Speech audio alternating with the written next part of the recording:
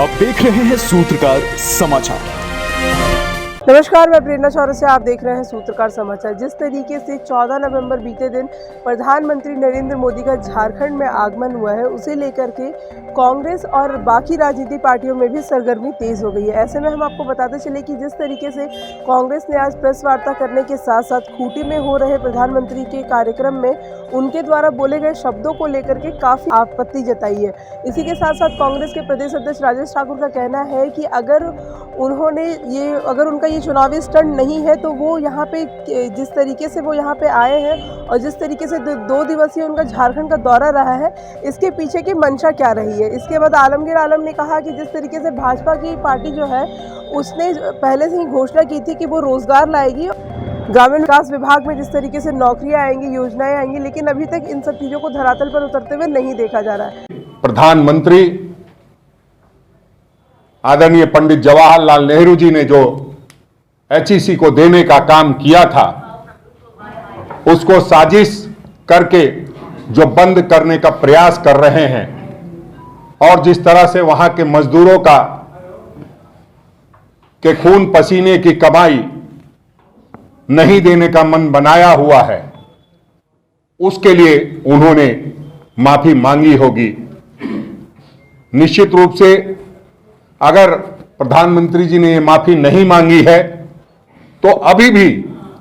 Media के सामने, चूंकि अभी उनका लाइव टेलीकास्ट चल रहा है, मैं समझता हूं सार्वजनिक रूप से जरूर माफी मांगेंगे। आप सब जानते हैं कि जिस तरह से 5 राज्यों में चुनाव है और 5 राज्यों के चुनाव में जिस तरह से मध्य प्रदेश, छत्तीसगढ़, तेलंगाना में वहां के लोगों ने प्रधानमंत्री जी को खदेड़ने का काम किया है, या यूं कहिए कि उनके जो सभा थी उसमें उपस्थिति नगण्य के बराबर लोगों ने शिरकत करने का काम किया है, उससे पीछा छुड़ा करके वो झारखंड पहुंचे हैं और इस नियत के साथ पहुंचे हैं कि भगवान बिरसा मुंडा से माफी भी मांगेंगे और माफी मांगे ना मांगे उनके साथ एक जो फोटो शूट उनका होता है वो फोटो शूट करा करके पूरे देश की जनता को, या यूं कहिए जिन राज्यों में चुनाव परसों है, उसको वो वहां के राज्यों की जनता को गुमराह करने का प्रयास करेंगे।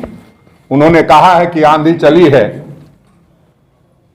और कांग्रेस की तंबू उखड़ने वाली है। तो प्रधानमंत्री जी को बताना चाहता हूं कि गांधी की आंधी ऐसी चली है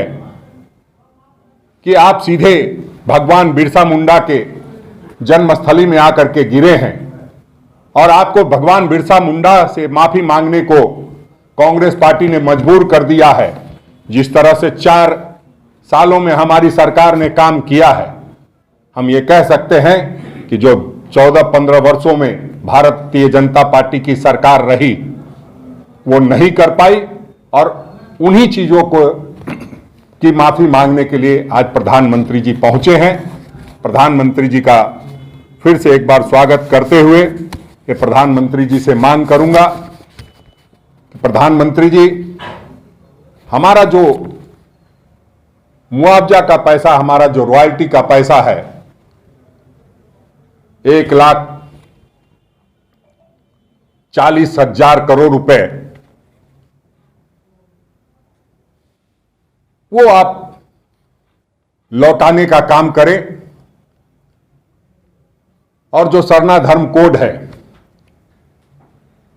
जो हमने पिछड़ों के आरक्षण के लिए विधेयक पारित करके भेजा है, जो मॉब लिंचिंग के कानून के लिए हमने विधेयक पारित करके भेजा है, उन सभी को ध्यान में रखते हुए जो राज्यपाल से काम होना है वो राज्यपाल से कराएं।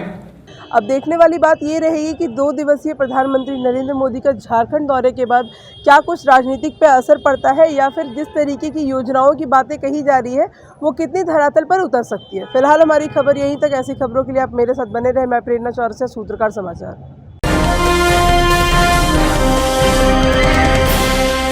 आप देख रहे हैं सूत्रकार समाचार।